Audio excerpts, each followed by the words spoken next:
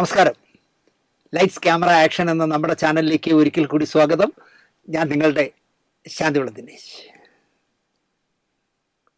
പുതിയ സിനിമകൾ തിയേറ്ററിൽ വരുന്ന ദിവസം എങ്ങനെയെങ്കിലും കാണണം എന്ന വാശിയുള്ള ആളായിരുന്നു ഞാൻ. ജയൻചേട്ടൻ്റെ പുതിയ വെളിച്ചവും അങ്ങാടിയും പിന്നെ പടയോട്ടവും ഒക്കെ വീട്ടിലറിയാതെ ക്യൂവിൽ നിന്ന് ജീവൻ മരണ പോരാട്ടം നടത്തി ആദ്യ ദിവസം തന്നെ കണ്ട സിനിമകളായിരുന്നു. എനിക്കിപ്പോഴും ഓർമ്മയുണ്ട്. എന്താ പറയുക, പുതിയ വെളിച്ചത്തിന് ക്യൂ നിന്ന് ടിക്കറ്റ് എടുക്കാൻ ഒരു 3 പേരോ 4 പേരോ ഉള്ള പോയപ്പോൾ ഫുള്ളായി. ആ ക്യൂവിൽ നിന്ന് നിങ്ങളാണെങ്കിൽ ഇപ്പം നിൽക്കുമോ? 2.5-3 മണിക്കൂർ ഒരേ നിൽപ്പ് നിന്നു. മുമ്പിലൊരു 6 പേര് നിൽപ്പുണ്ട്, 5 പേര് നിൽപ്പുണ്ട്, 6ാമനായിട്ട് ഞാൻ നിന്നു. അടുത്ത് ആ അങ്ങാടി പുതിയ വെളിച്ചം അങ്ങാടിയുമാണ്, പത്മനാഭയിലാണ്. ആ പടം മുഴുവൻ കളിച്ച് അത് പോയ ശേഷം തുറന്നപ്പോൾ ടിക്കറ്റ് എടുത്ത് കണ്ടിട്ട് വീട്ടിൽ പോയിട്ടുള്ള ചരിത്രമുണ്ട് എനിക്ക്. അതുപോലെ ന്യൂ തിയേറ്ററിൽ എന്താ പറയുക, ഇരുമ്പഴികൾ എന്ന് പറഞ്ഞൊരു പടം, ജയൻ, നസീർ സാർ, KP ഉമ്മർ. അതിലെനിക്ക് തോന്നുന്നു ജയൻ്റെ കയ്യിലോ ഉമ്മറിൻ്റെ കയ്യിലോ 2 റിവോൾവറുണ്ട്. ഇവർ 3 പേര് നിൽക്കുന്നൊരു പോസ്റ്ററാണ് ഇരുമ്പഴികൾ എന്ന് പറഞ്ഞ് കൊടുത്തിരുന്നത്. അത് കാണാനായിട്ട്, ആദ്യ ഷോ കാണാനായിട്ട് ന്യൂ തിയേറ്ററിലാണെങ്കിൽ നെടുന്ന് അതിൻ്റെ സൈഡിൽ കൂടെ ഒരു ഗുഹ പോലെയാണ് ടിക്കറ്റ് എടുക്കാനുള്ള കൗണ്ടർ കിട്ടിയിരിക്കുന്നത്. ഇപ്പോൾ അത് പൊളിച്ചു കളഞ്ഞെന്നോണം. അതിലിതുപോലെ വായു കിടക്കേയില്ല, അതിനകത്ത് ഇങ്ങനെ നിൽക്കുക. ടിക്കറ്റ് കൊടുക്കാനുള്ള ബെല്ല് മുഴങ്ങിയതും ഇവിടെ ഒരു കോളനിയിലുള്ള കുറേ കൂതറ ചെറുക്കന്മാർ ഈ മുകളിലത്തെ കമ്പിയിൽ തൂങ്ങി വരികയാണ്. അപ്പം താഴെ നിൽക്കുന്നത് നമ്മുടെ ഷോൾഡർ ചവിട്ടിയാണ് പോണേ. എന്തെങ്കിലും പറഞ്ഞാൽ അടിക്കും. അങ്ങനെ ചവിട്ടി ഞെരിച്ചോണ്ട് പോയതിനിടയിൽ എൻ്റെ കയ്യിലിരുന്ന ചോറ് പാത്രവും ബുക്കും എല്ലാം തെറിച്ചു പോയി. കുനിഞ്ഞു പോലും എടുക്കാക്കില്ല, കുനിയാൻ പറ്റില്ല, അതാണ് പ്രശ്നം. അത്ര ടൈറ്റായിട്ടാണ് നിൽക്കുന്നത്. പക്ഷേ ടിക്കറ്റ് കിട്ടി.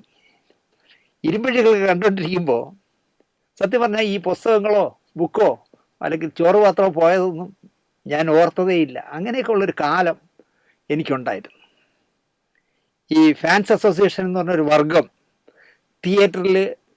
തിയേറ്ററുകളെല്ലാം കൈപ്പിടിയിലാക്കുന്ന കാലത്താണ് ആദ്യ ദിവസം സിനിമ കാണുന്ന പരിപാടി ഞാൻ നിർത്തിയത്.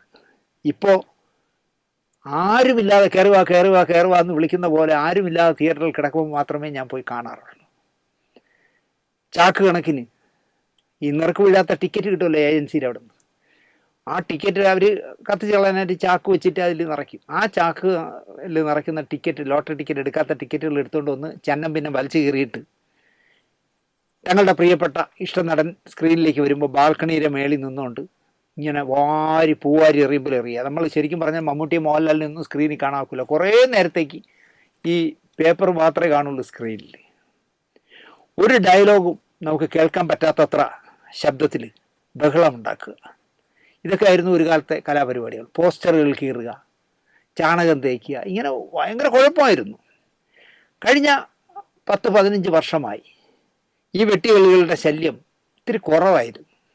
പുതിയ തലമുറയിലെ പലരും കയറി വരികയും ചെയ്തു. മമ്മൂട്ടി മോഹൻലാൽ മാത്രമല്ല എന്നുള്ളൊരവസ്ഥ വന്നല്ലോ. ദിലീപ് അടക്കം ഒരുപാട് പേര് കയറി വന്നു. ഫഹദ് ഫാസിൽ അടക്കം, ദുൽഖർ അടക്കം ഒരുപാട് പേര് വന്നുകൊണ്ടായിരിക്കാം ഈ ഫാൻസ് എന്ന് പറയുന്ന വെട്ടുകളികളുടെ ശല്യം കുറവായിരുന്നു. അതിന് പകരം തങ്ങളുടെ ഇഷ്ട നടൻ്റെ ജന്മനാൾ ആഘോഷിക്കുക, ചാരിറ്റികൾ ചെയ്യുക, അതൊക്കെ ആയിരുന്നു കുറേ കാലമായിട്ട്. ഇപ്പോൾ വീണ്ടും ഫാൻസിൻ്റെ രോഗം തലപൊക്കുകയാണ്. ഫേസ്ബുക്കിലൂടെയാണ് ഇപ്പോൾ പ്രധാനമായിട്ട് യുദ്ധം തുടങ്ങിയിരിക്കുന്നത്. മമ്മൂട്ടിയുടെ അസുഖവും മോഹൻലാലിൻ്റെ സിനിമകളിൽ ജനപ്രിയമാകുന്നവരുടെയും റിലീസുമൊക്കെ വാതുവയ്പും തെറിവിളിയും കണക്ക് നിരത്തിലും ഒക്കെയായി വീണ്ടും തല പൊന്തുകയാണ് ഫാൻസുകാർ. തിയേറ്റർ റിലീസിൽ നഷ്ടമായിരുന്ന ദേവദൂതനടക്കം മോഹൻലാൽ ചിത്രങ്ങളുടെ റിലീസ് വലിയ ഹൈപ്പ് ഉണ്ടാക്കുന്നു. അതൊരു യാഥാർത്ഥ്യമാണ്. രാവണപ്രഭുവിൻ്റെ വരവ് എരുതിയിൽ എണ്ണ ഒഴിച്ച അവസ്ഥയിലാകുന്നു. എന്തൊക്കെയായാലും ആൻ്റണി പെരുമ്പാവൂരിന് കുറച്ച് കോടികൾ ഉണ്ടാക്കി കൊടുക്കും രാവണപ്രഭു എന്ന സ്ഥിതിയിലാണ്. നല്ല കളക്ഷനാണ് ഇത്രയും കോരിച്ചൊരിയുന്ന മഴയ്ക്കിടയിൽ പോലും. ലാലിൻ്റെ ഒരു സിനിമയും വ്യക്തമായ കളക്ഷൻ ഇല്ല എന്നും ആദ്യ ദിവസങ്ങളിൽ ഫാൻസ് തൊഴിലാളികളുടെ കുറേ അന്യ സംസ്ഥാന തൊഴിലാളികളെ രംഗത്തിറക്കി ഓളമുണ്ടാക്കുകയാണെന്നും ലോകയുടെ മുന്നിൽ ഹൃദയപൂർവ്വം വീണു മക്കളെ, ഇങ്ങനെയൊക്കെ പോവുകയാണ് ഫേസ്ബുക്കിലെ എഴുത്തുകൾ. വല്ല കാര്യമുണ്ടെന്ന് നിങ്ങൾ ആലോചിച്ച് നോക്കി. ഇതിപ്പോൾ രഞ്ജിത്തിനോട് ചെന്ന് പറയുമോ? തുടരും എന്ന് പറഞ്ഞ പടത്തിന് 10 പൈസ കിട്ടിയിട്ടില്ല, താൻ പിച്ചക്കാരനായി നിൽക്കുകയാണ്, എന്നിട്ട് കള്ളം പറയുന്നതാണ് 10-200 കോടി രൂപയ്ക്ക് പടം ഓടി, 10-260-70 കോടിക്ക് ഓടി എന്നുള്ളത് കള്ളമാണെന്ന് പറഞ്ഞ് വിശ്വസിക്കും. ഇങ്ങനെയൊക്കെയാണ് എഴുതി വിടുന്നത്. ആലോചിച്ച് നോക്കൂ. ബംഗാളികളെയൊക്കെ കയറ്റിയാണെന്ന് ഫാൻസ് അസോസിയേഷൻകാർ തിയേറ്റർ നിറയ്ക്കുന്നത്. എടാ, ഞാനൊരു മോഹൻലാലിൻ്റെ അല്ലെങ്കിൽ മമ്മൂട്ടിയുടെ ഒരു പുതിയ ഇപ്പോൾ സാമ്രാജ്യം റിലീസ് ചെയ്യുന്നതിൻ്റെ ഞാൻ അവിടെ നിൽക്കാം, എനിക്ക് ആദ്യ ഷോയ്ക്ക് ഒരു ടിക്കറ്റ് എടുത്ത് തരുമോ? എന്തിനാണ് ഇങ്ങനെ ഇല്ലാ കഥകൾ പറയുന്നത്? മോഹൻലാലിൻ്റെ പടങ്ങളൊന്നും ഓടുന്നില്ല എന്ന്, അതെല്ലാം ഈ ബംഗാളികളെ കയറ്റി ഫാൻസുകാരാണ് ഓടിക്കുന്നതെന്ന്, അങ്ങനെയുള്ള തെമ്മാടിത്തരങ്ങളൊന്നും പറയരുതെന്നേ. ഇനിയിപ്പോൾ മമ്മൂട്ടിയും മോഹൻലാലും ഒത്തുള്ള പാട്രിയറ്റ് എന്ന് പറഞ്ഞൊരു സിനിമ വരികയാണല്ലോ. എനിക്ക് പറയാനുള്ളത്, തിയേറ്ററുകാർ സൂക്ഷിക്കുക. എന്തും ചെയ്യും അവന്മാർ, ഈ ഫാൻസുകാർ. രണ്ടിൻ്റെയും കൂടെ ആകുമ്പം ഭ്രാന്താവും. ആദ്യത്തെ ഒരു 10-15 ദിവസം തിയേറ്ററിൻ്റെ നടയിലേക്ക് പോകാതിരിക്കുന്നതാണ് ആരോഗ്യത്തിന് നല്ലതെന്ന് ഞാൻ പറയും. ചിലർക്ക് പക്ഷേ പടം വന്നാൽ അന്ന് തന്നെ കാണണമെന്നുള്ളതുകൊണ്ട് ചെന്ന് യുവമാരുടെ ഇടയിൽ ചാടിക്കൊടുക്കും. ഇത് നിയന്ത്രിക്കേണ്ടതാണെന്നാണ് എൻ്റെ പക്ഷം. ഈ ഫേസ്ബുക്കുകളിലൂടെയൊക്കെ മോഹൻലാലിനെ തെറി വിളിച്ചെഴുതുന്നതും തിരിച്ച് മമ്മൂട്ടിയെ വിളിക്കുന്നതും, ഇപ്പോൾ മോഹൻലാലിനെ വിളിക്കുന്നതാണ് ഫാഷൻ. കാരണം അയാളുടെ ഈ റിലീസുകൾ നന്നായിട്ട് ഓടുന്നതുകൊണ്ടായിരിക്കണം. വളരെ മോശമായ ഭാഷയിൽ ഇവിടെ ലോകം ഓടുന്നില്ല എന്ന് ആരെങ്കിലും പറയുന്നു, അതിന് സത്യനന്ദിക്കാണ്ട് ഹൃദയപൂർവ്വം പൊളിഞ്ഞുപോയി എന്ന് പറയേണ്ട. തിയേറ്ററിൽ ആളേ ഇല്ല എന്ന് റിലീസ് ചെയ്ത ദിവസം. ഇങ്ങനെ ശുദ്ധ നുണകളൊക്കെ പറഞ്ഞ് എന്തിനാണ് വെറുതെ വടി കൊടുത്ത് അടി വാങ്ങിക്കുന്നത് എന്നാണ് എനിക്ക് ചോദിക്കാനുള്ളത്.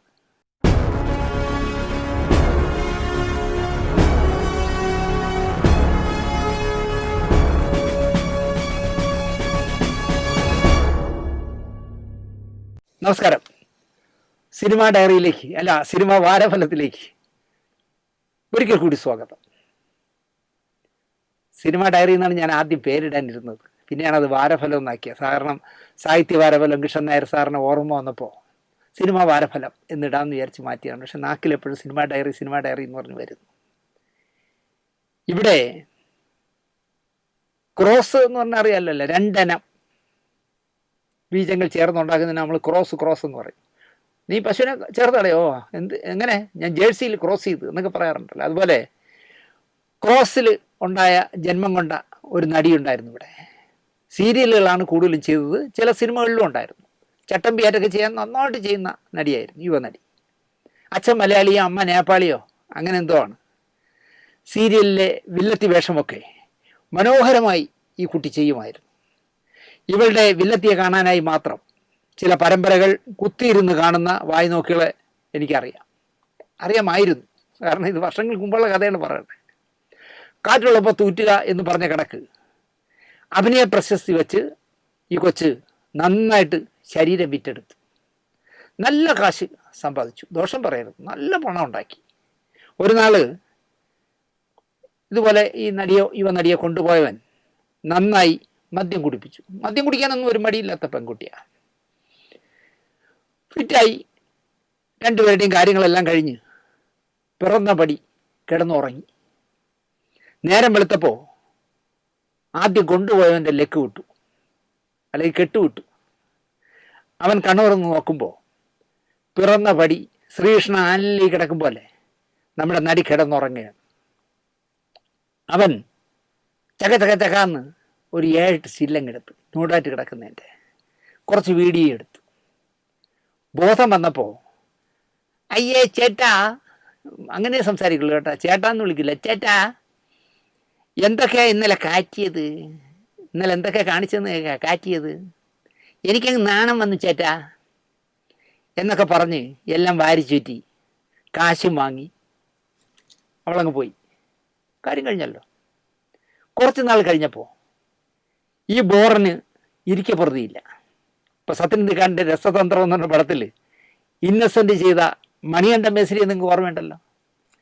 മണികണ്ഠൻ മേശ്രിക്ക് ഈ മോഹൻലാലിൻ്റെ പ്രേമം കൊണ്ട് കിടക്കുന്ന വേലായുധം കുട്ടി അല്ല എന്നും അത് പെണ്ണാണ്, കൺമണിയാണെന്ന് ആരുടെയെങ്കിലും ഒന്ന് പറയണം. അതുകൊണ്ടൊരു മനസ്സമാധാനം ഇല്ല. അവസാനം മണികണ്ഠൻ മേശ്രി കാട്ടിപ്പോയി നിന്നിട്ട് വേലായുധം കുട്ടി അല്ല, അല്ലെങ്കിൽ വേലായുധം കുട്ടി അല്ല കൺമണി ആണ് അവളൊന്ന് വിളിച്ചു പോകുമ്പോഴാണല്ലോ പോലീസ് പൊക്കിക്കൊണ്ട് പോണേ. ഈ പറഞ്ഞ പടി, ഈ പിറന്ന പടിയുള്ള ഫോട്ടോകൾ ആർക്കെങ്കിലുമൊക്കെ കാണിച്ചു കൊടുക്കണം എന്ന് മറ്റേ ആ ബോറൻ ചെറുക്കന് തോന്നി. കാണിക്കുകയല്ല, അടുപ്പമുള്ളവർക്കൊക്കെ അയച്ചു കൊടുത്ത് അവൻ രോമാഞ്ചം കൊണ്ടു. കളഞ്ഞു തിരിഞ്ഞ് ഈ ഫോട്ടോകൾ അപ്പോൾ ഈ ക്രോസിനെ സ്നേഹിക്കുന്നവൻ്റെ ഫോണിൽ വന്നു. വേറെ ഒരു വായി നോക്കി പ്രേമിക്കുകയായിരുന്നു. അപ്പോൾ അവൻ്റെ ഫോണിൽ ഈ പിറന്നപടി കിടക്കുന്ന ഫോട്ടോ വന്നു. അവനത് ഭംഗിയായി ആദ്യം കണ്ട് ആസ്വദിച്ചു. എന്നിട്ട് ഈ നടിയെ, ഈ കുറച്ച് മലയാളം പറയണ ഈ ക്രോസിന് കാണിച്ചു കൊടുത്തു. ഇതാരാ എന്നവൻ ചോദിച്ചു. അവളെന്ത് ചെയ്യുന്നറിയാം, വളരെ കൂളായിട്ട് ആസ്വദിച്ച് ഫോട്ടോകളിൽ തന്നെ കണ്ണു നട്ടിരുന്നു കുറേ നേരം. അവൾ ആലോചിക്കുന്നത് ആരുടെ പേപ്പർ എടുത്തതെന്ന് ആലോചിച്ചായിരിക്കും. പക്ഷെ അവൾ ഫോട്ടോ ആസ്വദിക്കും പോലെ നോക്കിയിരുന്നു. എന്നിട്ട്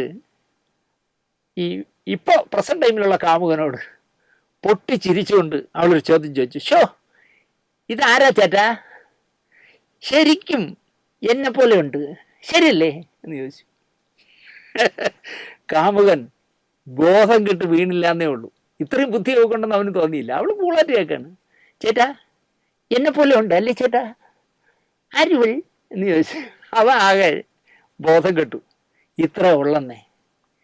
പലർക്കും അതറിയില്ല, അതാണ് പ്രശ്നം. അതിലൊരാളാണ് അങ്കമാലിസ് ഡയറി എന്ന് പറഞ്ഞ സിനിമയിലെ നായികയായിരുന്ന അന്ന രാജൻ. അന്ന കൂടെ മെലിയും, പിന്നെ തടിച്ച് ചീർക്കും. ഹാഷിമോട്ടോ തൈറോയിഡൈറ്റിസ് എന്ന് പറയുന്ന ഒരു അസുഖമുള്ള ആളാണെന്ന് പറയുന്നു. ഈ അസുഖമൊക്കെ ഞാൻ ആദ്യമായിട്ടാണ് കേൾക്കണേ. അജിനാമോട്ടോ എന്ന് ഞാൻ കേട്ടിട്ടുണ്ട്. ഹാഷിമോട്ടോ എന്ന് പറഞ്ഞൊരു അസുഖമുണ്ടെന്ന് എനിക്കറിയില്ലായിരുന്നു. എന്നാൽ ഈ അസുഖം എനിക്കുണ്ടെന്ന് അന്ന തന്നെ തുറന്ന് പറയുന്നു. കുറച്ച് എക്സസൈസ് കൂടി ചെയ്ത് ശരീരം പെർഫെക്റ്റ് ആക്കിയപ്പോൾ ചില യൂട്യൂബർമാർ ചോദിക്കുന്നത്, എക്സ്ട്രാ ഫിറ്റിങ്സൊക്കെ എടുത്തു മാറ്റിയോ എന്നൊക്കെയാണ് അവന്മാർ വിവരദോഷികൾ ചോദിക്കുന്നത്. ഒരു പെൺകുട്ടിയോട് അങ്ങനെ ചോദിക്കാമോ? നിങ്ങൾ ആലോചിച്ച് നോക്കി. നല്ലതായിട്ട് മെലിഞ്ഞല്ലോ, എക്സ്ട്രാ ഫിറ്റിങ്ങൊക്കെ എടുത്ത് മാറ്റിയോ? അവൻ്റെ സഹോദരിയോടാണെങ്കിൽ ചോദിക്കുക. സുഹൃത്തുക്കളെ, ഞാൻ എക്സ്ട്രാ ഫിറ്റിങ്ങുകൾ ഉപയോഗിക്കാൻ മറന്നതല്ല. എൻ്റെ ശരീരഭാരം കുറയ്ക്കാൻ ഞാൻ വളരെയധികം പരിശ്രമിച്ചു. ഇപ്പോൾ എൻ്റെ വണ്ണം കുറഞ്ഞു എന്നാണ് അന്നരാജൻ പറയുന്നത്.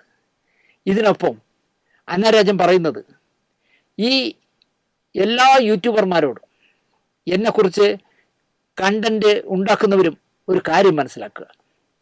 ഞാൻ ഇത്രയും കാലം നിശബ്ദത പാലിച്ചത് ഉത്തരം ഇല്ലാത്തതുകൊണ്ടല്ല, മറിച്ച് എന്നെക്കുറിച്ചുള്ള കണ്ടൻറ്റുകളാണ് നിങ്ങളുടെ വീട്ടിലെ കഞ്ഞിക്ക് വകയാകുന്നത് എന്ന് എനിക്കറിയാവുന്നത് കൊണ്ടാണ്. അന്നരാജിൻ്റെ ഒരു ഔദാര്യം എന്ന് വിചാരിച്ചാൽ മതി എന്നാണ് ആ കുട്ടി പറയുന്നത്. അതിനാൽ തുടരട്ടെ, പക്ഷേ നിങ്ങളുടെ സന്തോഷത്തിനായി മറ്റുള്ളവരെ വേദനിപ്പിക്കരുത്.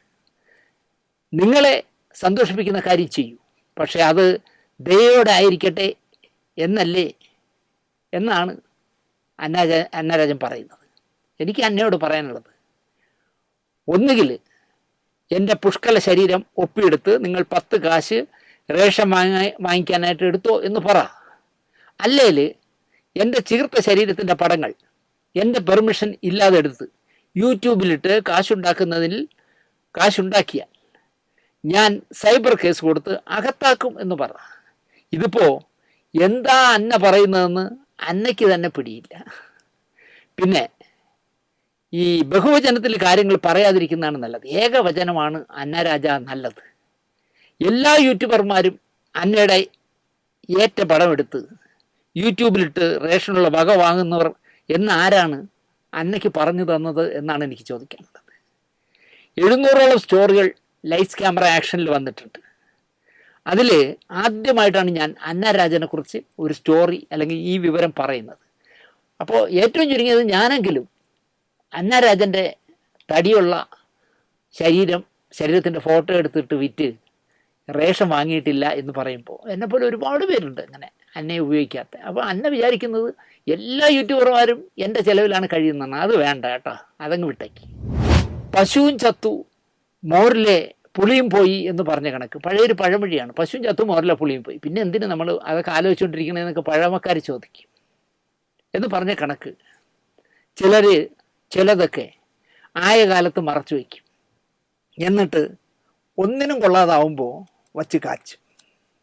ശരിക്കും തെറ്റായൊരു പ്രവണതയാണ് ഇത് എന്ന് ഈ കാര്യങ്ങളെല്ലാം കഴിഞ്ഞ ശേഷം പണ്ട് ഞാൻ അങ്ങനെ ആയിരുന്നു, ഇങ്ങനെ ആയിരുന്നു, അവൻ അങ്ങനെ ആയിരുന്നു, അവൾ ഇങ്ങനെ ആയിരുന്നു എന്നൊക്കെ കുഴിയിലോട്ട് കാല് നീട്ടിയിരിക്കുന്ന ആളുകൾ പറയുന്നത് പോലെ, അല്ലെങ്കിൽ ചില തിണ്ണനിറങ്ങി കിളവന്മാർ പറയുന്നത് പോലെ തെറ്റായ സമയത്താണ് ഇത്തരം വർത്തമാനം എന്ന് ഞാൻ പറയും. ഒരു 25 വർഷം മുമ്പ് മറ്റവൻ എന്നെ പീഡിപ്പിച്ചു എന്ന് ചില മാന്യരായ കുലസ്ത്രീകൾ വിളിച്ചു കൂവുന്നതിനേക്കാൾ മോശമാണ് ഈ തുറന്നു പറയൽ എന്ന് ഞാൻ പറയും. അത്തരം ഒരു ഐറ്റംസാണ് നമ്മുടെ നടൻ റഹ്മാൻ്റെ പുതിയ വെളിപ്പെടുത്തൽ. 16 വയസ്സുള്ളപ്പോഴാണ് റഹ്മാനെ തേടി ഒരു സിനിമ അവസരം വരുന്നത്. അതും സാക്ഷാൽ പി പത്മരാജൻ്റെ കയ്യിൽ നിന്ന്. റഷീൻ റഹ്മാൻ എന്നായിരുന്നു യഥാർത്ഥ പേര് റഹ്മാൻ്റെ. റഷീൻ 6 അടി 2 ഇഞ്ചുള്ള പയ്യനെ പത്മരാജന് ഇഷ്ടമായി. മലപ്പുറം സ്വദേശിയാണ്. KM അബ്ദുൾ റഹ്മാൻ്റെയും സാവിത്രി നായരുടെയും മകൻ. ഊട്ടിയിൽ റെക്സ് ഹയർ സെക്കൻഡറി സ്കൂളിൽ പഠിക്കുമ്പോൾ, ഈ സ്കൂള് ജോസ് പ്രകാശിൻ്റെ മകളുടെ അല്ലെങ്കിൽ ജോസ് പ്രകാശിൻ്റെ മരുമകൻ്റെ സ്കൂളാണ്. ഈ കൂടെവിടെ എന്ന് പറഞ്ഞ സിനിമ നിർമ്മിച്ചത് ജോസ് പ്രകാശിൻ്റെ അനുജൻ പ്രേംപ്രകാശുമാണല്ലോ. അല്ലെങ്കിൽ ആ സ്കൂളിൽ നിന്നൊന്നും അങ്ങനെ ഒരു കുട്ടിയെ തരികയോ ആ സ്കൂൾ ഷൂട്ട് ചെയ്യാനോ കിട്ടില്ല. ജോസ് പ്രകാശിൻ്റെ അനുജൻ പ്രൊഡ്യൂസ് ചെയ്യുന്ന പടമായതുകൊണ്ട് മാത്രമാണ് അവിടെ ഷൂട്ട് ചെയ്യാൻ പറ്റിയത്. മകൻ ഇത്തരം ഒരു ഓഫർ വന്നപ്പോൾ സ്വാഭാവികമായും രക്ഷകർത്താക്കൾ സമ്മതിക്കും. അഭിനയ പ്രതിഭകളായ മമ്മൂട്ടിയോടും സുഹാസിനോടും ഒപ്പമുള്ള പ്രകടനം. പയ്യൻ കലക്കി. സിനിമ വമ്പൻ വിജയമായി. രവി പുത്തുവരാൻ എന്ന വേഷം റഹ്മാൻ ഉജ്ജ്വലമാക്കി. ക്യാപ്റ്റൻ തോമസിൻ്റെ ജീവിതം കോഞ്ഞാട്ടാക്കിയ പയ്യനെ പ്രേക്ഷകർക്കും നന്നായി ഇഷ്ടപ്പെട്ടു. പിന്നെ റഹ്മാൻ്റെ ഒരു തേരോട്ടമായിരുന്നു എന്ന് പറയാം. IV ശശിക്കായി പത്മരാജൻ എഴുതിയ കാണാമറയത്ത്, ഭരതൻ്റെ ചിലമ്പ് എന്നല്ല, അന്നത്തെ താരമൂല്യമുള്ള സംവിധായക ഡെക്ക് ചിത്രങ്ങളിൽ നിറയെ അവസരങ്ങൾ റഹ്മാന് കിട്ടി. റഹ്മാൻ ഒരു താരമായി, വളരെ പ്രായം കുറഞ്ഞ ഒരു താരമായി ഉദിച്ചുയർന്നു. അക്കാലത്ത് രോഹിണിയായിരുന്നു റഹ്മാൻ്റെ ലക്കി ഹീറോയിൻ. പിന്നെ ശോഭനി. 16 തുടങ്ങിയ പയ്യനാവുമ്പോൾ, കൂടെ എർത്തുകൾ മാത്രമാവുമ്പോൾ, രക്ഷകർത്താക്കൾ ആരും കൂടെ വരാറില്ലല്ലോ, കാണാൻ സുന്ദരനാകുമ്പോൾ ഇരകൾ കൊത്തുക സ്വാഭാവികം. രോഹിണിയുടെയും ശോഭനയുടെയും ഒക്കെ പേര് ചേർത്ത് വെച്ച് റഹ്മാൻ്റെ കണക്കിൽ ഒരുപാട് കഥകളൊക്കെ അന്നത്തെ കാലത്തെ സിനിമാ വാരികളിൽ വന്നിരുന്നു. പയ്യനായതിനാൽ റഹ്മാൻ അതിനൊന്നും ബലം കൊടുത്തില്ല. കെട്ടിയവൻ്റെയും കെട്ടാത്തവൻ്റെയും ഒക്കെ പേരിൽ രോഹിണി ചേർത്ത് പല കഥകളും അക്കാലത്ത് വന്നു പോയിട്ടുണ്ട്. അതിലൊന്നാണ് റഹ്മാനെക്കുറിച്ചും എന്ന് വായനക്കാർ കരുതിയുള്ളൂ. ഇപ്പോൾ റഹ്മാൻ പറയുന്നു, എൻ്റെ ആദ്യ പ്രണയം അമലയോടായിരുന്നു. കണ്ണേ കനിയമുദേ എന്ന സിനിമയിലായിരുന്നു അമലയോടൊപ്പം റഹ്മാൻ ആദ്യമായിട്ട് അഭിനയിച്ചത്. എവിടെ വെച്ചോ അമല റഹ്മാനേക്കാൾ പ്രശസ്തിയിൽ പോയപ്പോൾ പതുക്കെ റഹ്മാനെ അങ്ങ് വിട്ടു. നാഗാർജുനെ, തെലുങ്കിലെ വലിയ നടനാണല്ലോ, നാഗാർജുനെ വിവാഹം കഴിച്ചു. 1 വർഷം കഴിഞ്ഞ് നമ്മുടെ ഇന്ത്യൻ സിനിമ കണ്ട ഏറ്റവും മൂല്യമുള്ള AR റഹ്മാൻ്റെ ഭാര്യയുടെ സഹോദരി മെഹ്റിന്നസയെ റഹ്മാൻ വിവാഹം കഴിച്ചു. നല്ല വലിയ 2 പെൺകുട്ടികളുമായി. അമലയ്ക്കും മക്കളൊക്കെ. ഇനി ആ കഥ പറയണോ എന്ന് റഹ്മാൻ ആലോചിക്കണമായിരുന്നു. പക്ഷേ എന്തുകൊണ്ടോ റഹ്മാൻ ഇപ്പോൾ ഏതോ ഒരു യൂട്യൂബർക്ക് അഭിമുഖം കൊടുത്തതിൽ അമലയും ഞാനും കൂടെ ഭയങ്കര പ്രേമമായിരുന്നു. അമല എന്നേക്കാൾ വളർന്നപ്പോൾ, അല്ലെങ്കിൽ ഒരു നല്ലൊരു പുളിങ്കം വീട്ടിയപ്പോൾ എന്നെ തലകളഞ്ഞിട്ട് നാഗാർജുനെ കെട്ടിക്കളഞ്ഞു എന്നൊക്കെ പറഞ്ഞ് ഇനി പറയണോ? കാരണം പെൺകുട്ടികൾ എന്നെ കെട്ടുപ്രായം ആവാറായി അയാളുടെ.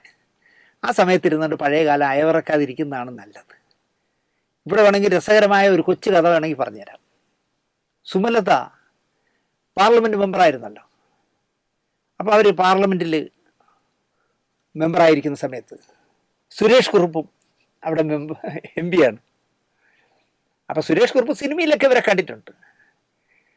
അവർക്ക് ഡെന്നിസ് ജോസഫുമായിട്ട് മാനസികമായ അടുപ്പം ഉണ്ടായിരുന്നു എന്നും അവർ തമ്മിൽ കല്യാണം കഴിക്കാൻ എന്തൊക്കെയോ ധാരണകൾ ഉണ്ടായിരുന്നു എന്നൊക്കെ ഉള്ളത് സുരേഷ് കുറുപ്പിനെ അറിയാം. കാരണം രണ്ടുപേരും ഒരു സ്ഥലത്ത് ഉള്ളവരല്ലേ. പാർലമെൻറ്റിലൂടെ നടന്നു പോകുമ്പോൾ, സെൻട്രൽ ഹാളിലൂടെ നടന്നു പോകുമ്പോൾ ഒരു ദിവസം സുരേഷ് കുറുപ്പിൻ്റെ അടുത്തുകൂടെ സുമലത നടന്നു പോയി. അപ്പോൾ സുമലതയെ സുരേഷ് കുറുപ്പ് പരിചയപ്പെട്ടു. കാര്യങ്ങളിങ്ങനെ പറഞ്ഞ കൂട്ടത്തിൽ സുരേഷ് കുറുപ്പ് പറഞ്ഞു, ഞാനേ ഡെന്നിസ് ജോസഫിൻ്റെ സുഹൃത്താ.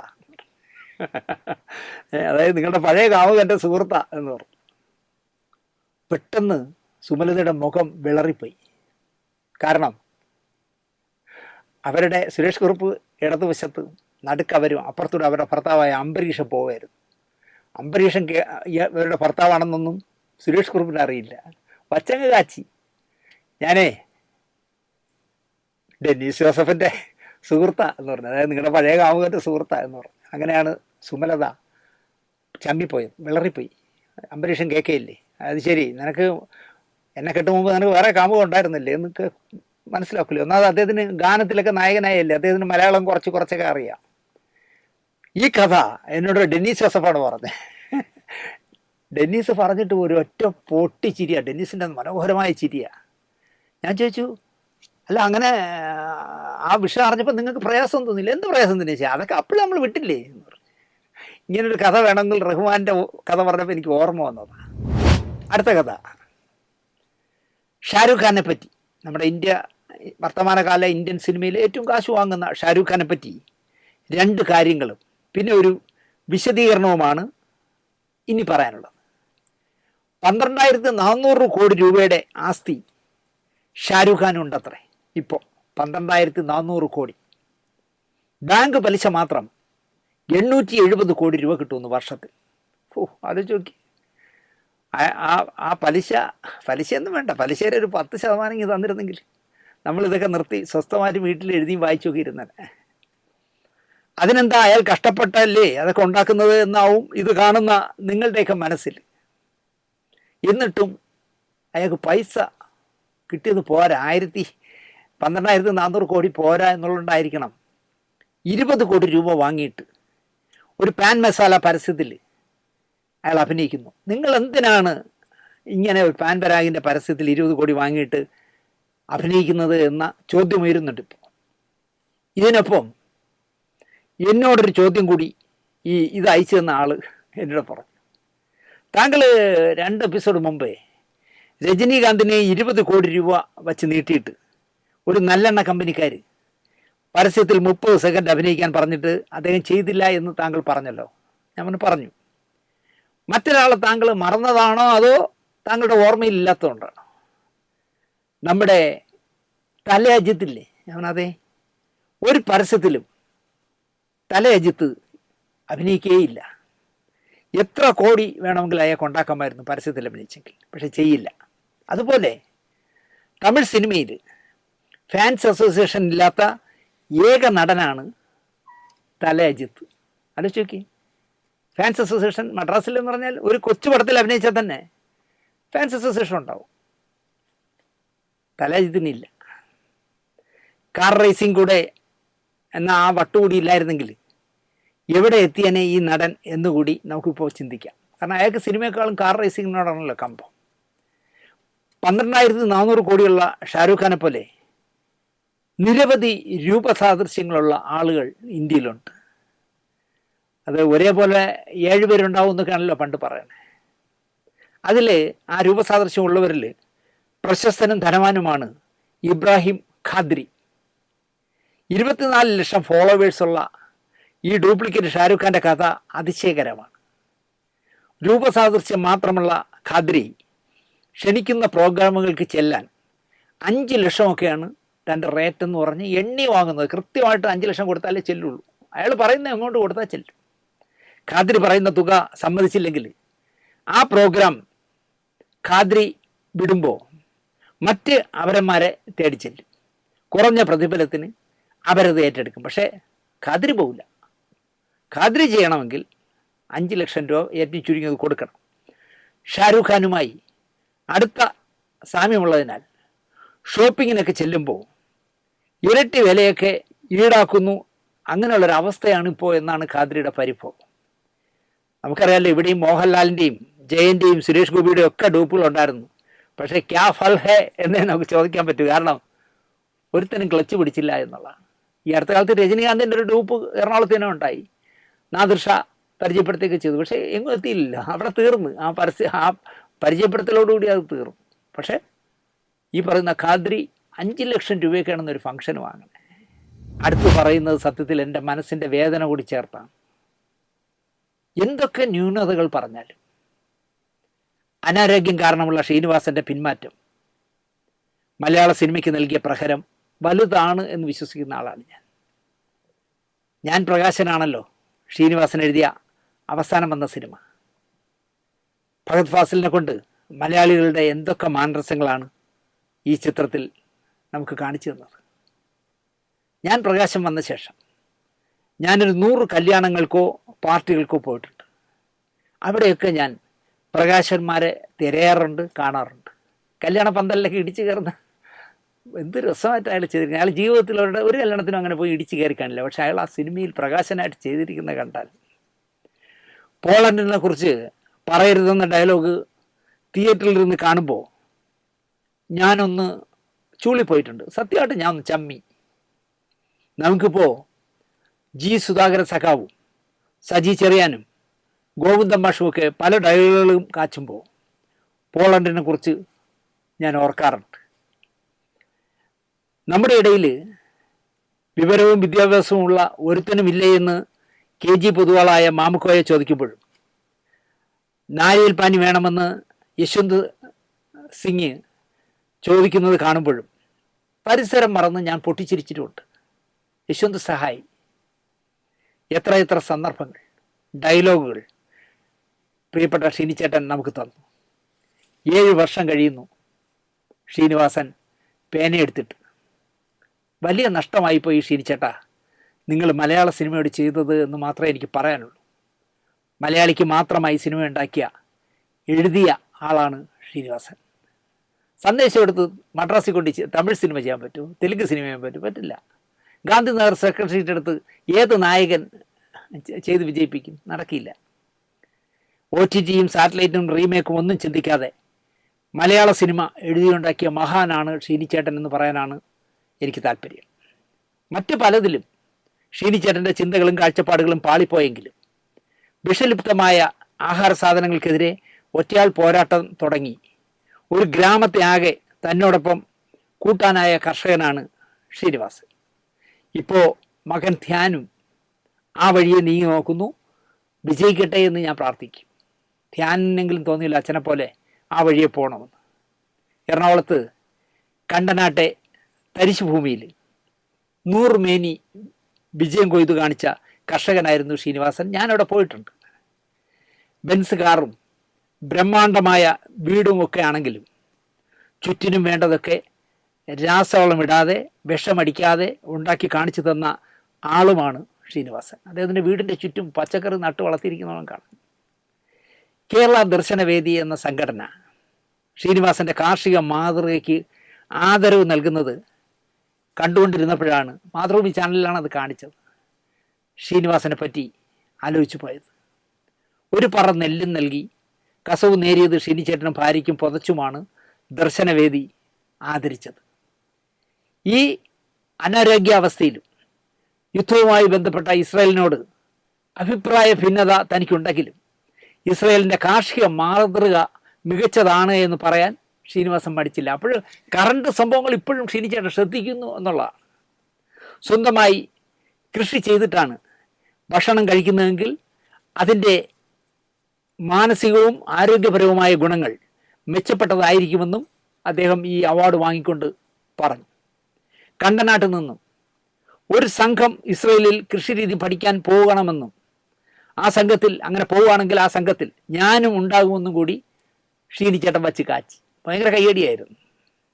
5 വർഷം മുമ്പ് 2 ഏക്കറിൽ കണ്ടനാട്ട് കാട് കയറി കിടന്ന കൃഷിഭൂമി ശ്രീനിവാസൻ തുടക്കം കുറിച്ച് വിഷരഹിത കൃഷിരീതി നടപ്പിലാക്കി വലിയ കൂട്ടായ്മയോടെ ഇപ്പോൾ 80 ഏക്കറിൽ ആ കൃഷി എത്തി നിൽക്കുന്നു. കണ്ടനാട്ട് വലിയ വിജയമല്ലേ? അപ്പോൾ ആലോചിച്ച് നോക്കിയാൽ 2 ഏക്കറിൽ ഷീനിച്ചേട്ടൻ തുടങ്ങിയതാണ്.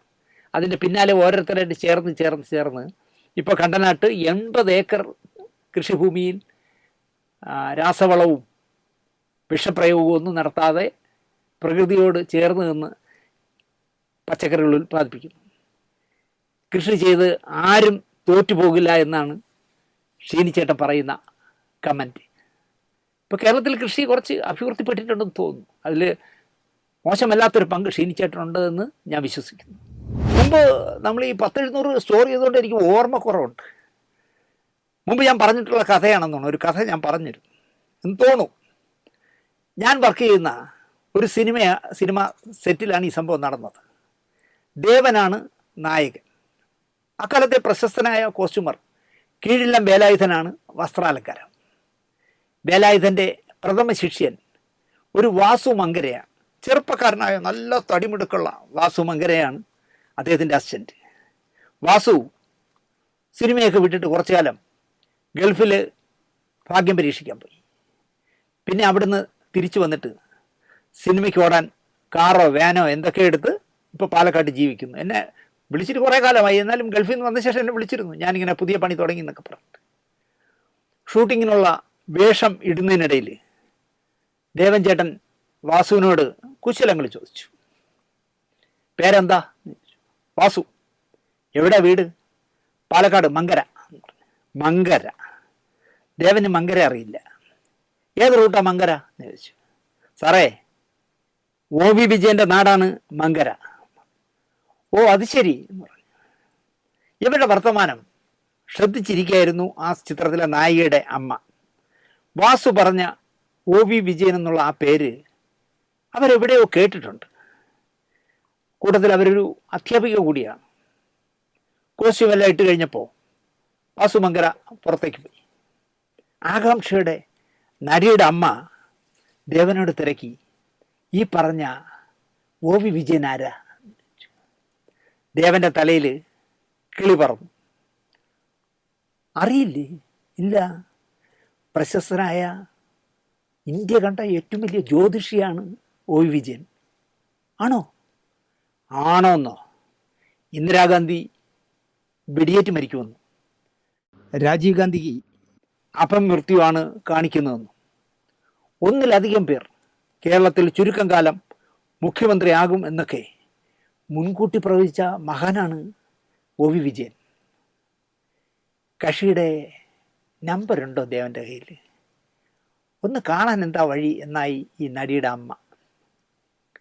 ചിരി പൊട്ടി വീഴും എന്ന് തോന്നിയ ദേവൻ അതിനെ കൺട്രോൾ ചെയ്ത് നമ്പർ വാസുവിനോട് ചോദിച്ചാൽ തരും എന്ന് പറഞ്ഞിട്ട് പുറത്തേക്ക് ഓടി.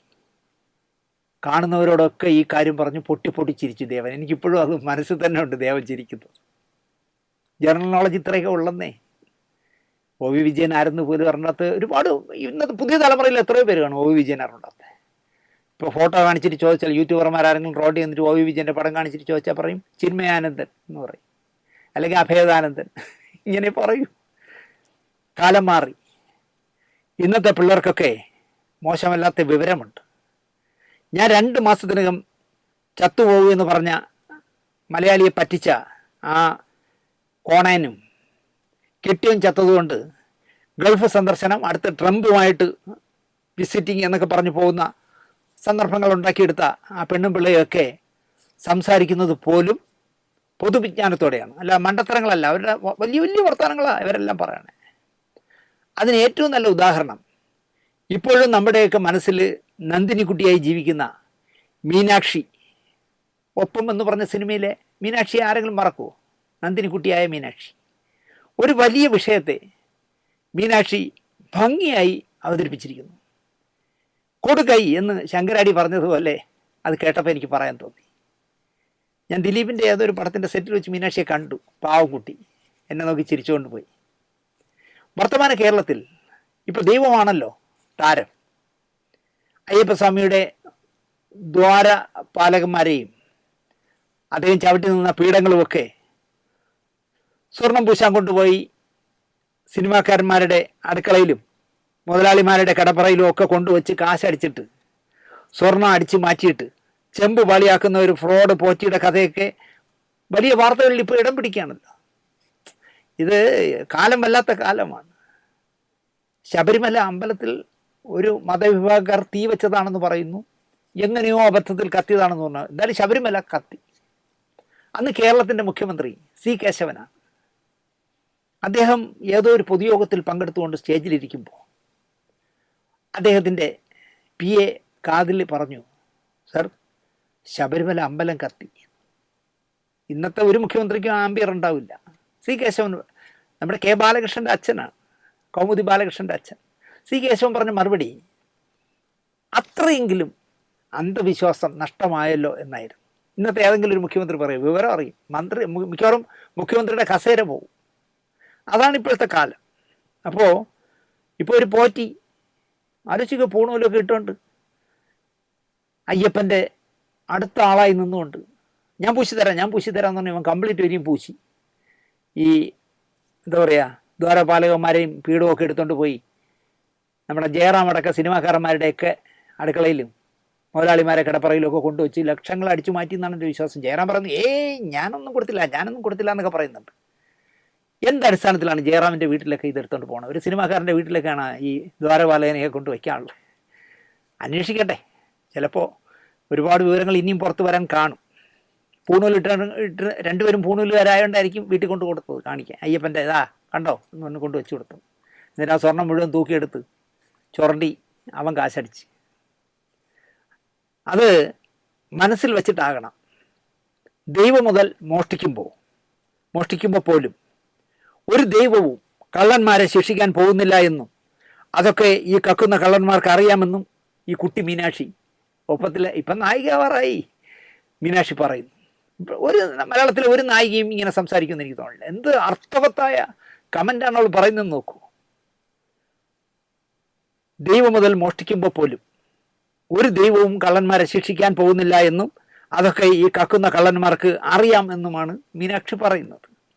എത്തിസ്റ്റ് നിരീശ്വരവാദികൾ ആണോ എന്ന് ചോദിച്ചാൽ റാഷണലാണ് എന്നാണ് ഉത്തരം. പക്ഷേ യഥാർത്ഥ എത്തിസ്റ്റ്, അതായത് നിരീശ്വരവാദി ആരാന്ന് ചോദിച്ചാൽ മീനാക്ഷിയുടെ കാഴ്ചപ്പാട് തീർച്ചയായും ദൈവത്തോട് അടുത്തു നിൽക്കുന്നുവെന്ന് നമ്മൾ കരുതുന്ന വിശ്വാസികളിൽ ചിലർ തന്നെ എന്നാണ് അവൾ പറയുന്നത്. ഇപ്പം ഈ സ്വർണം ഓടിച്ച കള്ളനില്ലേ പോറ്റി, അവൻ നിരീശ്വരവാദി ആയിരിക്കില്ല. അവൻ ദൈവവിശ്വാസിയാണെങ്കിൽ അയ്യപ്പനെ എങ്ങനെ ഇങ്ങനെ കക്കുന്നത്? അപ്പോൾ ഒരു നിരീശ്വരവാദി ആയിരിക്കാം. മീനാക്ഷി പറയുന്നത് കറക്റ്റാണ്. അവർ ദൈവം മുതൽ മോഷ്ടിക്കുമ്പോഴും ദൈവത്തിൻ്റെ ആളുകളായി നിന്ന് കുട്ടികൾ ഉൾപ്പെടെയുള്ളവരെ ഉപദ്രവിക്കുമ്പോൾ ഒക്കെയും കൃത്യമായും അവർക്കറിയാം അവരെയോ അവരുടെ ബന്ധുക്കളെയോ ഒരു ദൈവവും ശിക്ഷിക്കാൻ പോകുന്നില്ല എന്ന്. അല്ലെങ്കിൽ അങ്ങനെ ഒന്ന് ഇല്ല എന്ന്, അത് ദൈവം എന്ന് പറഞ്ഞൊരു സാധനം ഇല്ല എന്ന്. വിശ്വാസികളെന്ന് നമ്മൾ കരുതുന്നവരിൽ ചിലർ തന്നെയാണ് യഥാർത്ഥത്തിൽ നിരീശ്വരവാദികൾ.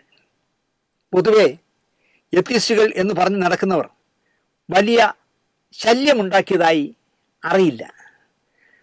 ശരിയല്ലേ മീനാക്ഷിയുടെ നിരീക്ഷണം? ഈ നിരീശ്വരവാദികളെന്ന് പറഞ്ഞവർ ഒരു കുഴപ്പവും കാണിക്കുന്നവരല്ല. തേങ്ങയെടുത്ത് അവളെ തലയിൽ അടിയടാ എന്ന് ഒരു നിരീശ്വരവാദിയും പറയില്ല. പറയുമോ?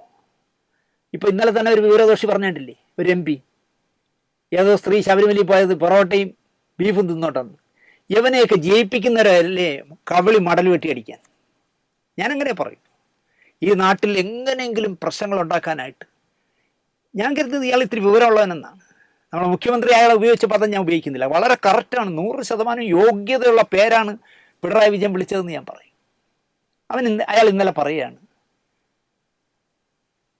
ബീഫും പൊറോട്ടയും തിന്നിട്ടാണെന്ന് ഏതോ ഒരു അമ്മണി മലക്കേറിയത്. അവൾ പറയാണ് എനിക്ക് ബീഫ് ഇഷ്ടമാണ്, പക്ഷേ ഞാൻ പൊറോട്ട കഴിക്കാറില്ല, അത് ഈ മണ്ടം MP-ക്ക് അറിഞ്ഞൂടെ എന്നാണ് അവൾ ചോദിക്കുന്നത്. ഇവനെയൊക്കെ ജയിപ്പിച്ചവരെ സമ്മതിക്കണം കേട്ടോ. അപ്പോൾ മീനാക്ഷി പറയുന്നത് പൊതുവെ എത്തിസ്റ്റുകൾ എന്ന് പറഞ്ഞ് നടക്കുന്നവർ വലിയ ശല്യം ഉണ്ടാക്കുന്നവരല്ല, ഈ വിശ്വാസികൾ എന്ന് പറയുന്നവരാണ് ശല്യം എന്നാണ് പറയുന്നത്. എന്തായാലും മീനാക്ഷി പറഞ്ഞതിന് തുടർച്ചയായിട്ട് ഞാൻ ഒരു കഥ പറഞ്ഞുതരാം. ഞങ്ങളുടെ നാട്ടിലെ MT വാസുദേവൻ നായർ ഇവിടെ പറഞ്ഞിട്ടുണ്ട്, ദൈവമില്ല എന്ന് പറഞ്ഞാൽ ഞാൻ അംഗീകരിക്കാം, പക്ഷേ എൻ്റെ പരമദേവതയായ അദ്ദേഹത്തിൻ്റെ കുടുംബദേവിയെക്കുറിച്ച് പറയും. ആ ദേവി ഇല്ല എന്ന് പറഞ്ഞാൽ ഞാൻ വിശ്വസിക്കില്ല എന്ന് പറഞ്ഞതുപോലെ എൻ്റെ നാട്ടിലെ വെള്ളായണി ദേവി ക്ഷേത്രം എന്ന് പറഞ്ഞ പ്രശസ്തമായൊരു അമ്പലമുണ്ട്, ഭദ്രകാളി ക്ഷേത്രം. 3 വർഷത്തിലൊരിക്കലാണ് അവിടെ കാളിയൂട്ട് നടക്കുന്നത്. നിലത്തിപ്പോരും പറണേറ്റും ഒക്കെ നടക്കുന്നത് 3 വർഷത്തിലൊരിക്കേ ഉള്ളൂ ഉത്സവം.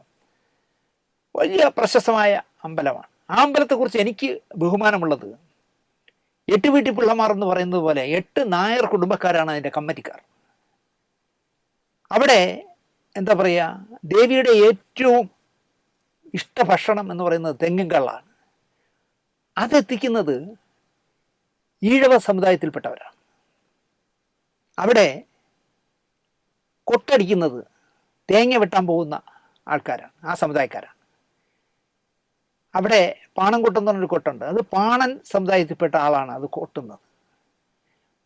പൂജിക്കുന്നതൊന്നും ബ്രാഹ്മണന്മാരല്ല, ഇരുമ്പ് പണി ചെയ്യുന്ന, കൊല്ലപ്പണി ചെയ്യുന്ന കൊല്ലന്മാർ എന്ന് വിളിക്കുന്ന വിശ്വകർമ്മയിൽപ്പെട്ടവരാണ് ദേവിയെ പൂജിക്കുന്നത് പട്ട കൊടുത്തിട്ട്.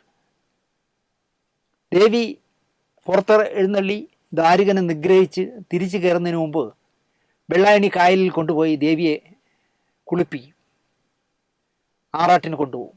അവിടെ ആറാട്ടിന് വെള്ളം മൺകലങ്ങളിൽ കോരിക്കൊണ്ടുവന്ന് ദേവിക്ക് ഒഴിച്ചു കൊടുക്കുന്നത് ദളിത് സമുദായത്തിൽപ്പെട്ട കുട്ടികളാണ്.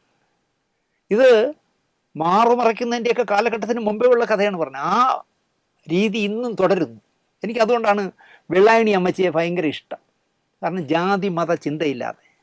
ഞങ്ങളുടെ നാട്ടിൽ ഈ പറഞ്ഞിട്ടിൻ്റെയൊക്കെ ഉത്സവം നടക്കുന്ന അവസാനത്തെ 10 ദിവസം ഒരു തവണ ഞാനൊക്കെ ഉത്സവ കമ്മിറ്റിയിലുള്ളപ്പോൾ ഷാജഹാനായിരുന്നു പ്രസിഡൻറ്റ്, മുസ്ലിമാണ്. ആലോചിക്കുക, അവിടെ ജാതിയും മതവും വെച്ചൊന്നുമല്ല ഞങ്ങൾ വെള്ളായണി അമ്മച്ചിയെ കാണുന്നത്. ഈ അമ്മച്ചിയുടെ വിഗ്രഹം വലിയ വിഗ്രഹമാണ്. ആ വിഗ്രഹം സ്വർണം കുറച്ച് ഇതുപോലെ തന്നെ പ്രഭ മങ്ങി തുടങ്ങി. അപ്പോൾ ദേവസ്വം ബോർഡ് അമ്മച്ചിക്ക് സ്വർണം പൂശാൻ തീരുമാനിച്ചു. കാളിയൂട്ടിന് പുറത്തിറങ്ങുന്നതിന് മുമ്പ് സ്വർണം പൂശാൻ തീരുമാനിച്ചു. അമ്പലത്തിന് എതിർവശത്തുള്ള ദേവസ്വത്തിൻ്റെ ബിൽഡിങ്ങിൽ വെച്ചാണ് സ്വർണം പൂശൽ. ഇതുപോലെ മറ്റേ സിനിമാടന്മാരെ വീട്ടിലൊന്നും അല്ല കൊണ്ടുപോകണം, അതിൻ്റെ എതിർവശത്തുള്ള കെട്ടിടത്തിൽ വെച്ചാണ് പൂശുന്നത്. അപ്പോൾ ഈ ആവശ്യമില്ലാത്തടത്തെല്ലാം ഇപ്പോൾ ഈ ക്ഷേത്രം ഭരിക്കാൻ നടക്കുന്ന കുറേ എണ്ണം ഉണ്ടല്ലോ, വരെ സംഘടനയുടെ പേര് ഞാൻ പറയുന്നില്ല, പോട്ടെ. യവന്മാർ ദേവിക്ക് കാവലുന്നേ, ദേവിക്ക് കാവലെന്നിരുന്നേ, നമുക്ക് കാവൽ വയ്ക്കുന്ന ദേവിക്ക് എന്തിനാ കാവൽ? പക്ഷേ യവന്മാർ കയറി കാവൽ വയ്ക്കും, വേറെ ആരെയും വരാൻ സമ്മതിക്കില്ല. DYFകാരെയോ യൂത്ത് കോൺഗ്രസ്സുകാരെയോ അടുപ്പിക്കില്ല. കാവൽ നിന്നത് പോട്ടെന്ന് വയ്ക്കാം. കാവൽ നിന്നെല്ലാം കഴിഞ്ഞ് യവന്മാർ പൈസയൊക്കെ ടിക്കറ്റൊക്കെ വെച്ച് പൈസയൊക്കെ പിരിച്ച് അവസാനമാണ് അറിയുന്നത് 68,000 രൂപ ദോശ തിന്നളഞ്ഞവന്മാർ. ആലോചിച്ചോക്കെ, ദൈവത്തിന് വേണ്ടി നടക്കുന്നു എന്ന് വിശ്വസിക്കുന്ന അല്ലെങ്കിൽ പറഞ്ഞ് പ്രചരിപ്പിക്കുന്ന കള്ളങ്ങൾ പറയുന്നവന്മാർ വെള്ളായണി ദേവിക്ക് സ്വർണം പൂശുന്നതിന് കാവൽ നിന്നതിനിടയിൽ 68,000 രൂപ ദോശ തിന്നെന്ന് ബില്ല് കൊടുത്തു. മീനാക്ഷിക്ക് അറിയില്ലാത്തതുകൊണ്ടാണ് മീനാക്ഷി. ഭക്തി വിറ്റ് തിന്നുന്നവന്മാരാണ് ഇപ്പോൾ കേരളത്തിൽ വിജയിച്ച് നിൽക്കുന്നത്. ഇത്രേ ഞാൻ ഇപ്പോൾ പറയുന്നുള്ളൂ. ഒരു കഥ കൂടി പറഞ്ഞ് വാരഫലം അവസാനിപ്പിക്കാം. ദൂരദർശന് വേണ്ടി കുട്ടികളുടെ ജയിലുണ്ടല്ലോ, ഇപ്പോൾ ദുർഗുണ പരിഹാര പാഠശാല എന്നാണ് അതിനെ പറയാറ്. അപ്പോൾ കുട്ടികളുടെ ജയിലിൻ്റെ പശ്ചാത്തലത്തിൽ മോഹൻദാസ് എന്ന് പറഞ്ഞ ഈ അടുത്ത കാലത്ത് മരിച്ചുപോയ സംവിധായകൻ ദൂരദർശന് വേണ്ടി ഒരു പരമ്പര ചെയ്തു. ഞാനായിരുന്നു സഹസംവിധായകൻ. 18 വയസ്സിന് താഴെയുള്ള ശിക്ഷിക്കപ്പെടുന്ന കുട്ടികളെ പാർപ്പിക്കുന്ന സ്ഥലത്തെ പറയുന്നതാണ് ഈ ദുർഗുണ പരിഹാര പാഠശാല. തിരുവനന്തപുരത്ത് സെൻട്രൽ ജയിലിൻ്റെ നേരെ എതിർവശത്താണ് ഈ സർക്കാർ സ്ഥാപനം. നിർമ്മാതാവിൻ്റെ അമ്മ അക്കാലത്ത് ജയിൽ ഉദ്യോഗസ്ഥ ആയതിനാൽ മാത്രം ചിത്രീകരണത്തിന് ഈ കുട്ടികളുടെ ജയിൽ അനുവദിച്ചു. രാവിലെ 8 മണി മുതൽ വൈകുന്നേരം 5 മണി വരെ, 5 മണിയാകുമ്പോൾ ഇറങ്ങിക്കൊടുക്കണം. നമ്മുടെ അകാലത്തിൽ പൊലിഞ്ഞ സംഗീത ചക്രവർത്തി എന്ന് തന്നെ വിളിക്കാവുന്ന ബാലഭാസ്കർ ഈ പരമ്പരയിൽ ഒരു പ്രധാന വേഷക്കാരനായിരുന്നു, ബാലനടനായിരുന്നു. വേലക്കാരി ചെയ്തിരുന്ന പണി നോക്കി അനുജത്തി കരഞ്ഞപ്പോൾ ഉറക്കഗുളിയ വാരി വായിലിട്ട് കൊടുത്ത് ആ പിഞ്ചു കുഞ്ഞ് മരിച്ചപ്പോൾ ശിക്ഷിക്കപ്പെട്ട ബാലൻ്റെ വേഷമായിരുന്നു ബാലഭാസ്കറിന്. 2 മാസം കൊണ്ട് ശിക്ഷിക്കപ്പെട്ട് കിടക്കുന്ന കുട്ടികളുമായി, 2 മാസമല്ല 2 ദിവസം കൊണ്ട് അവിടെ ശിക്ഷിക്കപ്പെട്ട് കിടക്കുന്ന കുട്ടികളുമായിട്ട് ഞാൻ നല്ല ബന്ധത്തിലായി. അവർ ആവശ്യപ്പെട്ട ചെറിയ ചെറിയ സാധനങ്ങൾ ഞാൻ വാങ്ങിക്കൊണ്ട് കൊടുക്കുമായിരുന്നു. എംബ്രോയ്ഡറി ചെയ്യാനുള്ള നൂല്, കളർ നൂലുകൾ, ചെറിയ കഷ്ണങ്ങളിലുള്ള തുണികൾ, വിക്സ് ഗുളിയ, കളർ കാർഡുകളും പേപ്പറും, ഇതൊക്കെയായിരുന്നു അവർ ആവശ്യപ്പെട്ടിരുന്നത്. അതുപോലെ തന്നെ ഇല്ലൻറ്റും കാർഡും പോസ്റ്റ് കാർഡും പേനയും അവർക്ക് വീട്ടിലേക്കൊക്കെ എഴുതാനായിരിക്കാം ഞാൻ വാങ്ങിക്കൊണ്ട് കൊടുത്തിട്ടുണ്ട്. ഞാൻ ഷൂട്ടിംഗ് കഴിഞ്ഞ് പോയിട്ടും എന്നെ അറിയിച്ചതിൻ്റെ പേരിൽ ഞാൻ പോയി വാങ്ങിക്കൊടുത്തിട്ടുണ്ട്. ജോലി തേടി മധുരയിൽ നിന്നും തലസ്ഥാനത്ത് വന്ന അപ്പനെക്കുറിച്ച് ഒരു വിവരവുമില്ലാതായപ്പോൾ പാട്ടിയോടൊപ്പം അപ്പനെ തിരക്കി മധുരയിൽ നിന്ന് വന്ന് എവിടെയോ വെച്ച് പാട്ടിയും ഈ കുട്ടിയുമായിട്ട് ബന്ധം വേർപെട്ടു, എവിടെയോ കൈവിട്ടു പോയി. അവനെ പോലീസ് പിടിച്ചു. അവനും ഈ ദുർഗുണ പരിഹാര പാഠശാലയിൽ കിടപ്പുണ്ട്. അനാഥനായ മോനും മോഡൽ സ്കൂളിൽ കയറി ചില്ലറ സാധനങ്ങൾ മോഷ്ടിച്ചവനും ട്രെയിനിൻ്റെ AC കോച്ചിൽ ചുമ്മാ നടന്നു പോയപ്പോഴേ ട്രെയിനിനകത്ത് ഒരു കമ്പിളി കിടക്കുന്നു. AC കമ്പിളിയാണ്, ഇന്നത്തെ പോലെ ഏജൻസി അല്ല നടത്തുന്നത്, റെയിൽവേ ഉദ്യോഗസ്ഥരാണ്. അപ്പോൾ കമ്പിളി അവർ മടക്കി വരെയായിരിക്കാം. ഈ ഒരു പയ്യൻ അത് അറിഞ്ഞില്ല. അവൻ നോക്കിയപ്പോൾ AC ആരോ മറന്നു വെച്ച കമ്പിളി കിടക്കുന്നു. അവൻ കമ്പിളി മടക്കി എടുത്തുകൊണ്ട് പുറത്തിറങ്ങിയതും പോലീസ് പിടിച്ചു. അവനും ജയിലിലായി. അങ്ങനെ ഒരുപാട് പേര് അവിടെ കിടപ്പുണ്ട്, സാഹചര്യങ്ങൾ കൊണ്ട് പെട്ടുപോയത്. അപ്പോൾ ഈ കാണുന്ന കുട്ടികളോട് ചങ്ങാത്തം കൂടിയപ്പോൾ എന്ത് കുറ്റം ചെയ്തിട്ടാണ് ഇവിടെ കിടക്കുന്നതെന്ന് ചോദിക്കുമ്പോൾ ചിലർ ഈ പറഞ്ഞ വിവരങ്ങളെല്ലാം പറയും. ഇങ്ങനെ കമ്പിളി എടുത്തുകൊണ്ടാണ് മോഷ്ടിച്ചെന്ന് പറഞ്ഞ് പിടിച്ചു, പാർട്ടിയുടെ കൂടെ അപ്പായെ തിരക്കി വന്നപ്പോൾ കൈവിട്ടുപോയി, ഞാൻ കള്ളനാണെന്ന് പറഞ്ഞ് പിടിച്ചു എന്ന് ഒരു കാര്യങ്ങൾ പറയും. പക്ഷേ പഠിച്ച കള്ളന്മാർ പറയുന്നത് എന്ത് കേസിലാണ് എന്നെ പിടിച്ച? സംശയം. ഇതെന്ന് സംശയം. ഇവ എന്തോ വലിയ കുഴപ്പം കാണിച്ചാണ് പിടിച്ചിരിക്കുന്നത്. പക്ഷെ അവൻ പറഞ്ഞത് ആ കുഴപ്പം ഞാൻ കാണിച്ചു എന്ന് സംശയം. അങ്ങനെയാണ് കിടക്കുന്നതെന്നാണ് പറയുന്നത്. ഈ കമ്പനി കൂടലിൽ പറ്റിയത് എന്താണെന്ന് ചോദിച്ചാൽ, ശിക്ഷ കഴിഞ്ഞ് പുറത്തേക്ക് ഇറങ്ങുന്ന കുട്ടികൾ എൻ്റെ വീട് തേടി നേരെ ശാന്തിവിളി വരും. അവിടെ ഒന്ന് ഏതെങ്കിലും കടയിൽ കയറി കേൾക്കും, ഇന്നയാളുടെ വീട് അവിടെ നിന്ന് നേരെ എൻ്റെ വീട്ടിൽ വരും. കഷ്ടമാണ് കേട്ടോ, പോകാനൊരിടമില്ല. ഒരു ജോലി തരപ്പെടുത്തി തരണം എന്നാണ് ആ കുട്ടികളൊക്കെ പറയാറ്. എനിക്കൊരു ബാധ്യതയായി മാറി. പിന്നെ ഞാൻ അവരെ കൈവിട്ടിട്ടില്ല. സ്റ്റുഡിയോകളിൽ ചായയും ആഹാരങ്ങളുമൊക്കെ വിളമ്പാനും തറ തൂത്ത് തുടയ്ക്കാനും ഒക്കെയുള്ള പണികളൊക്കെ ആ കുട്ടിയൊക്കെ വാങ്ങിച്ചു കൊടുത്തു. കാരണം അത്രയും പ്രായങ്ങളൊക്കെ ഉള്ളൂ അവർക്ക്.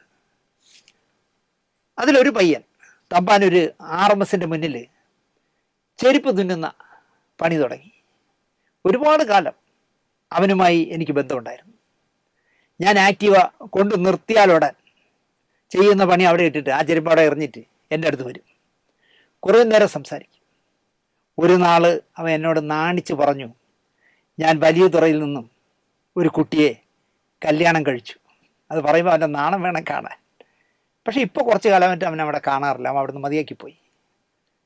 ഇതൊക്കെ എന്നെ ഇപ്പോൾ ഓർമ്മിപ്പിച്ചത് അജ്മൽ അമീർ എന്ന അഭിനേതാവിൻ്റെ വർത്തമാനം കേൾക്കുമ്പോൾ എനിക്ക് ഈ സംശയം അല്ലെങ്കിൽ പിള്ളേർ പറഞ്ഞ കഥകളില്ലേ, അതൊക്കെ എനിക്ക് ഓർമ്മ വരുന്നു. ആ കുട്ടികൾ സത്യത്തിൽ ചെയ്തത് പറയാൻ പഠിച്ചായിരിക്കും ഈ സംശയം എന്ന് പറഞ്ഞത്. അജ്മലിനെ നിങ്ങൾ മറക്കാനിടയില്ല. കാരണം B ഉണ്ണികൃഷ്ണൻ്റെ നന്നായിട്ട് കളക്ഷൻ നേടിയ മാടമ്പിയിലെ മോഹൻലാൽ ചെയ്ത ഗോപാലകൃഷ്ണപിള്ളയുടെ അനുജൻ രാമകൃഷ്ണപിള്ള എന്നുള്ള വേഷം അഭിനയിച്ചത് ഈ യുവനടനായിരുന്നു. ചെറുപ്പമാണ്, സിനിമാക്കാരനാണ്, കാണാനാണെങ്കിൽ ഒരു ചുള്ളനുമാണ്, മോശമല്ലാത്ത കാശും കാണും കയ്യിൽ. അപ്പോൾ സ്വാഭാവികമായിട്ടും അല്പസ്വല്പം ജാടയും മൊടയും സ്ത്രീലമ്പടനും ഒക്കെ ആകുക ഏതാണ്ട് എല്ലാവൻ്റെയും സ്വഭാവമാണ്. അങ്ങനെ ഇല്ലാത്ത നല്ല തന്തയ്ക്ക് പിറന്ന ചുരുക്കം പേരെങ്കിലും ഇവിടെ ഉണ്ട് എന്നുള്ളത് ഞാൻ മറക്കുന്നുമില്ല. കുറച്ചു കാലം മുമ്പത്തെ പോലെയല്ല. ഇപ്പോൾ വിമാനത്തിൽ ബാംഗ്ലൂരിൽ പോകാം, ഫ്ലാറ്റുണ്ട്, ഹോട്ടലെടുക്കാം, നമുക്ക് അടിച്ചു പൊളിക്കാം എന്നൊക്കെ, അല്ലെങ്കിൽ നിൻ്റെ അവിടം കൊള്ളാം ഇവിടം കൊള്ളാം എന്നൊക്കെ പെൺപിള്ളേരോട് പറയും മുമ്പ് 100 പ്രാവശ്യം ചിന്തിക്കണമെന്നാണ് അജ്മലിനെ പോലുള്ളവരോട് എനിക്ക് പറയാനുള്ളത്. നമ്മൾ വിളിക്കുന്ന ഐറ്റംസ് ഏത് ലെവലിലുള്ളതെന്ന് ആദ്യം പഠിക്കണം. ഇരിക്കാൻ പറയുമ്പോൾ കിടക്കുന്ന ടൈപ്പുകളാണെങ്കിൽ കുഴപ്പമില്ല. വരുന്നോ എന്ന് ചോദിക്കുമ്പോൾ പോടാ പട്ടി എന്ന് പറയുന്ന ഐറ്റംസുകളും കുഴപ്പമില്ല. ഇതിനിടയിലുള്ളവരൊക്കെയാണ് സൂക്ഷിക്കേണ്ടത്. അവർ റെക്കോർഡ് ചെയ്യും. വാട്സാപ്പിൽ വിളിച്ചാൽ സുരക്ഷിതം, വേറൊരു ഫോണിൽ സുരക്ഷിതമാണെന്ന് ഇവൻ കരുതും. പക്ഷേ ബുദ്ധിയുള്ള പെമ്പിള്ളേർ ചെയ്യുന്നത് വേറൊരു ഫോണ് ഓൺ ചെയ്ത് വെച്ചിട്ട് ഇവൻ വാട്സാപ്പിൽ വിളിക്കുന്നതിനെ സ്പീക്കറിൽ ഓൺ ചെയ്ത് കൊടുത്തിട്ട് മറ്റേ റെക്കോർഡ് ചെയ്യും. അത് വെച്ച് കളിക്കും. അങ്ങനെയാണ് ഈ അജ്മൽമാരൊക്കെ പൂട്ടിപ്പോകുന്നത്. ചക്കരെ, മോളെ, പുന്നാരെ എന്നൊക്കെ വിളിച്ചാൽ അവളത് റെക്കോർഡ് ചെയ്യും. പിന്നെ അത് AI വോയിസാണ്, ഇമിറ്റേഷനാണ് എന്നൊക്കെ പറഞ്ഞ് കൂടുതൽ ചളമാക്കാൻ അജ്മൽമാർ നിൽക്കണ്ട എന്നാണ് എനിക്ക് പറയാനുള്ളത്. ഇപ്പോൾ അജ്മലാണ് വാർത്തയിൽ മുഴച്ചു നിൽക്കുന്നത്. കാരണം ഏതോ ഒരു പെൺകുട്ടിയോട് വാ ബാംഗ്ലൂർ പോവാം, നീ ബാംഗ്ലൂരിലേ പഠിക്കണേ, ഞാൻ അങ്ങ് വരാം, നമുക്ക് അടിച്ച് പൊളിക്കാം, മറ്റേ ചെയ്യാം മറിച്ച് ചെയ്യാന്നൊക്കെ പറഞ്ഞാൽ അവൾ റെക്കോർഡ് ചെയ്യുന്നേ. അതൊക്കെ AI സംവിധാനത്തിൽ ചെയ്താണെന്ന് പറഞ്ഞാൽ പോടാ മറ്റേന്ന് ആളുകൾ പറയൂ. കാരണം ആ കുട്ടി ബുദ്ധിമതി ആയതുകൊണ്ട് അവളതെല്ലാം റെക്കോർഡ് ചെയ്ത് കൃത്യമായിട്ട് കൈവച്ചിട്ടുണ്ട്. നീ അയച്ച ചാറ്റിങ് എല്ലാം എടുത്ത് ഇപ്പം ദിവസവും പുറത്തിടുകയാണ്. വല്ല കാര്യമുണ്ട് ഈ അജ്മലിന്?